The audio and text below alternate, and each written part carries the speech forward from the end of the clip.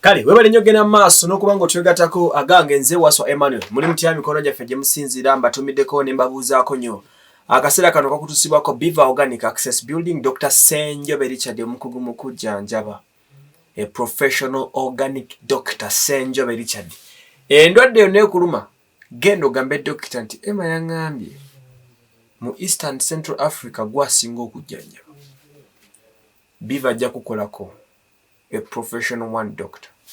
Kwa Access Building Lubaga Road. Wali. Enamba esimu 0752 nkaga 24 27. Tolwala tofireyo nga Dr. Beaver wali. Kalo nakula lero tutandikire ku speech y'omukulembeze w'eggwanga President Yoweri Kaguta Museveni kabwejjumbira w'eggwanga lino era nga bw'ati ensonga abeera okubanga zitukwasaganyiza bwe tusobola okubanga tujjana te tusobola okubanga tubinnyonnyolamu tubinyumyamu tulabe ate bwe gubadde ku side yeno nakula enaku z'omwezi ye ziri mmeka bannaye sibanga nzira biti president omulere enaku z'omwezi ziri mmeka on my second phone ne simu nfu enaku z'omwezi zirabidde nno naye kale katutandikira awo bitujja bitegeera bulungi nnyo kikulu nnyo okubagamba enaku z'omwezi ne muzinooti nga leero mmeka bannaage ngezaako okuzikebera nzifune enaku z'omwezi 20 omwezi tuli mu 11 kitegeeza ebula ennaku nga ennaku nga 4 tumaleko omwaka okozeemu ki kakati omukulembeze azze ng'alina okuba ng'abinnyonnyola ebintu bino naye ng'omanyi nti atukuba ekimooni abamu badde balooza agenda kugira mu ngoye ze ezikyennamagye omanyi president waba alina ebimunyiiza ng'ayagala kwogera ku nsonga za security atera okwambala combat kasita ayambala combat oluba tuzeeyo ku Museveni oli oligino owa NRA naye atubye ekikuuba nagira mu saati njeru era nabeera mu state house aliko kubanga annyonnyola n'okutaputa ensonga bwe ziri onakola omukulembeze w'eggwanga bwazze atandikidde mu kutubuuza of course ateba countrymen ayogedde ku nsonga 3 bwe ziti okubadde ensonga z'okwegemesa vaccination n'ayogera ku nsonga z'ebyokwerinda kyebayita crime prevention n'ensonga ezabadde mu Kampala ezo mwategedde ezabaddemu okutulisa n'okubwatula abantu ebitulika ebyatulikidde wali ku Parliamentary Avenue saako ne ku CPS awo ekyemmanga waawo enjege yagudde mu ggwanga lw'ennaku lwakubiri oba ekintu kyatulika wano muganda wange abantu 137 ne bakosebwa saako n'abafa RIP ku bannaffe abo abakafiiriddemu President watu bwatuuse nga bulijjo atuuka n'aliko okuba ng'atunnyonnyola n'okutemetemera ebigenda mu maaso abantu abasinga badde basuubira president okujja ayogere ku bya music industry Endongo Eggwanga tugisaba tulemuko mu Christmas season eno naye alabika azze si byaliko era atandikidde mu kutubuulira updates ku COVID-19 n'atunnyonnyola ng'eggwanga biri abantu ebongedde okuwona n'atubuulira ntwava ku level y'okubeera n'abantu 57% buli lunaku ne tudda ku bantu babiri padde abalwala abafa n'abalwa ne bakendeera n'atugamba nti ebitanda byonna bali bategeka mu bifo ebyenjawulo tebiriko bantu babikwasaganya badde abakozi galyako ku luggi luno katono nnyo teweeriko abantu babikwasaganya so n'olwekyo ndaba nga ekyo nakyo kikkaatiriza bulungi nnyo ne tusobola okuba nga tumanya ensonga bwe ziyimiridde bw'atyo n'agenda maaso n'okutubuulira statistics eza covid nga bwayisiza ensi yonna n'atugamba nti abantu 252,000 be balwadde COVID-19 552,000 mu nsi yonna balwadde COVID-19 ate abafudde bali 5,200,000 bw'atyo bw'atugambye so n'avaawo ne tugenda ku nsonga z'okwegemesa Lord ono yatugamba nti ayagala twegeme 4,800,000 agulewo ensi mu January nga 2022 era buli kimu kiddemu kikwajje buto nga ebyalinga era bw'ati azze munakikkaatiriza n'agamba what come may tugenda kugulawo ensi oba weegemesezza oba teweegemesezza gwamanyi yagenda kugigulawo economy eddemu etambule era n'abagamba bannange mufuba okulaba nti mwegemya n'agamba agenda kuteeka amaanyi ku RDCs bongera okuteeka amaanyi ku bantu omanya RDC yabeera omukisa president district bongera okuteeka amaanyi ku bantu bongera okusomesa eggwanga ku nsonga ezekuusa ku kwegemya ono wayogedde bino ebigambo nga milioni 4 mu biro kinanze yatugamba tuweze twaziweza dda twali tulinze era tumanyi ngeri tuziweza mangu mu November December jatuwamu ku kaddansa awo tuyagale naye alabika akalubi abadde azalina byalowooza ebirala ebisingako ku kyendongo. N'olwekyo n'atugamba nti wetwogerera million 15 eza vaccine eggwanga liziina era ng'ebika bya vaccine nga AstraZeneca, Pfizer bagiyita batya Pfizer ki nze gye kuba bagiyita Pfizer bagwe batya Pfizer Sinovac n'ebirala ebika ebyenjawulo Johnson zonna weeziri. Kati omukulembeze n'atugamba nti million 15 eza dose tuziina. N'atugamba nti tunamalirako December ajja kuba ayina eddagala million 30 dose era ng'asuubira lijja kusobola okugema abantu million 21. Ekyo bw'akirowooza okusinziira ku mukulembeze bw'atyo bwannyonnyodde. Era ensonga za COVID n'azikkaatiriza ng'ategeeza abantu nti mwenna mugende mwegemye ate ensi esobola okuba ng'eyongera okutambula bulungi nnyo ddala. Eyo ku nsonga ya COVID n'akomaawo. Ensonga esinza okubeera enkulere mubadde nnyo ku mutwe ebadde ensonga y'ebyo byatulika mu kibuga Kampala ku lunaku olwokubiri mwabimanya. Abaana batutulisa ne batuleka nga tuli bulungi erina akatono.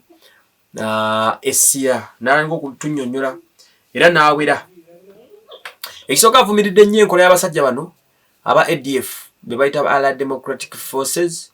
Abantu bano abatulumbagana oba batamanya ngamba bano kabinja kasinzire mu ggwanga ly'e Congo Democratic Republic era nga ne mu ggwanga kalinamu connection zaako. Sagala weerabire gwe aludde mu ggwanga muno oba emyaka gyange n'okudda waggulu olina okuba nga okuzoowulira ADF eno nga bagyogerako ebadde ng'eribya abantu ddala mu bitundu by'e Kasese Rwenzori region ne mu Congo Eastern Congo kibadde nga kitokota kikisandikira emyaka n'emyaka gyonna agimaze agirwanyisa.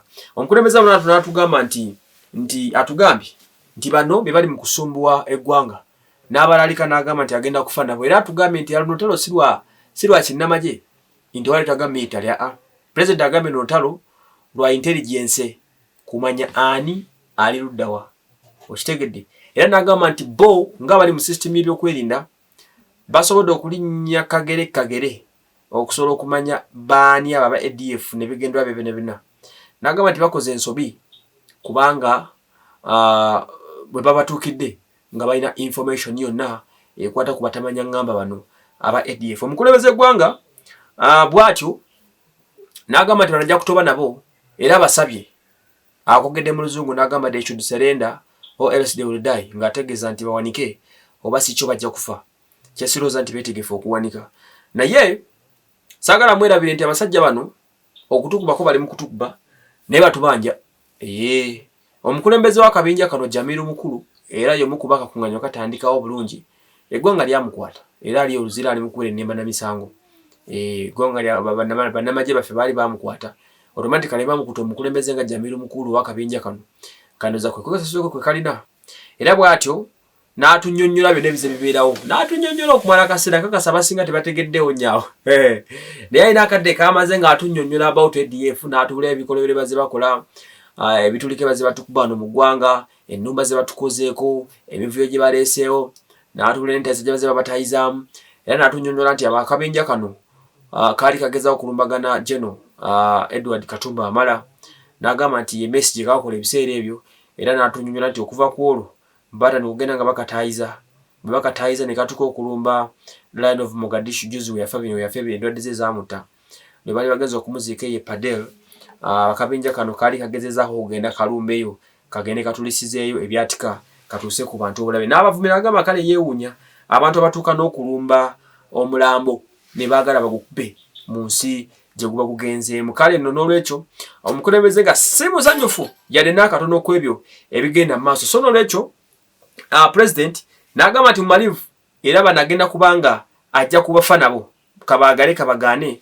Omukulembeze abadde malidde nnyo kubanga asobola okubanga atuusa obulabe ku bano abantu. Era n'agamba nti he is ready ne bannamagye be bali ready okusobola okubanga bataasa eggwanga lino. Kale no bw'atyo n'asaba public nga bulijjo n'agigamba nti munnange mugezeeko nnyo okulabika nti mubeera vigilant okusobola okubanga tutereeza ensonga zino bwe zinaasobola okubanga zibeera n'ebintu bwe binaatambula. So n'olwekyo omukulembeze bw'atyo bw'abadde atabadde musanyufu n'agamba nti ekireetera abaana abasajja okuyomba azise sire ideological factors oba sire ideological sicknesses. N'agamba nti olwokuba balina endowooza zaabwe zibalina ez'okwagala okuteekawo endowooza ezaabwe ezo zibalowoleza bakkiririzaamu Jukira bana basajja bakkiriza mu kibaita Islamism. N'agamba nti kibiiki bwe mbanga ze ndi mulyambizi nga gotojirya kabiiki akakirimu okubanga onnumbagana.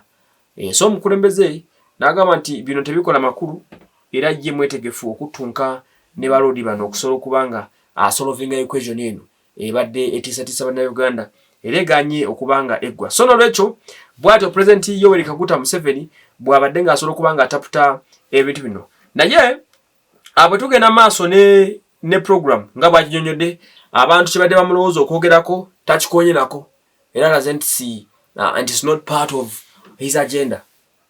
N'ebyokunywa caayi yabivaako ndowooza sukaali yaggwayo mu State House kyapata kyanywa kacaayi ennaku zino ajja mukalu n'annyonnyola ebigambo bye n'agenda. Naye nga abantu badde basuubira president either okugamba nti Endongo eggulewoko tugikubemu bantu bibiri. Oyingira mu ndongo enakasanitayizako oba ng'oli mugeme ne tulaba ekiddako. Kubanga abakubi b'endingidi oba b'endongo bagamba nti Christmas season eno mwe basinga okukolera. Bagamba ate omukulembeze ng'akyawoza mbagenda kuteggwanga mu January. Babuuza agenda kulita atya nga tabakkiriza kubako kye bakola. Era abantu basinga badde bakkiriza ndala ne mu music industry bakleiminga bagamba nti waakiri yandibakkiriza Endongo neddamu neeseka abantu benyawo ne bafuna ku ssente kubanga Endongo business y'Endongo eno season ye ekunganya abantu bangi nnyo era expenditure ebeera waggulu hence okubanga akasimbi tukafuna. Abantu badde basuubira president okwogera ku nsonga ya bbeeyi y'amafuta epaaluuse liita okutuuka ku nusu akakaaga genda byeke emabegakaawo.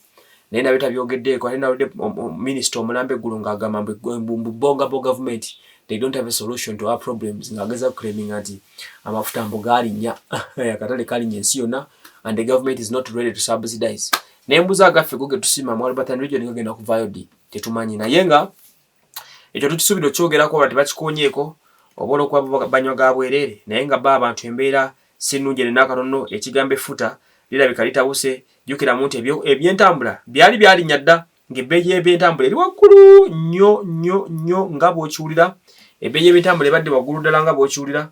Naye nga munnange ate kati wemala okugyongeza olwa COVID-19 eyajja kakati ate bw'ogattako okubanga ate amafuta galinnya kitegeeza juga twatambuliranga kasanvu kana n'okugenda ejjinja kati gwafuuka gumu kitundu. Kakati gumu kitundu ya COVID yaze nga emmotoka zitiika half capacity kati ate bw'ogattako amafuta okulinnya kitegeeza bajja kutongeramu 15.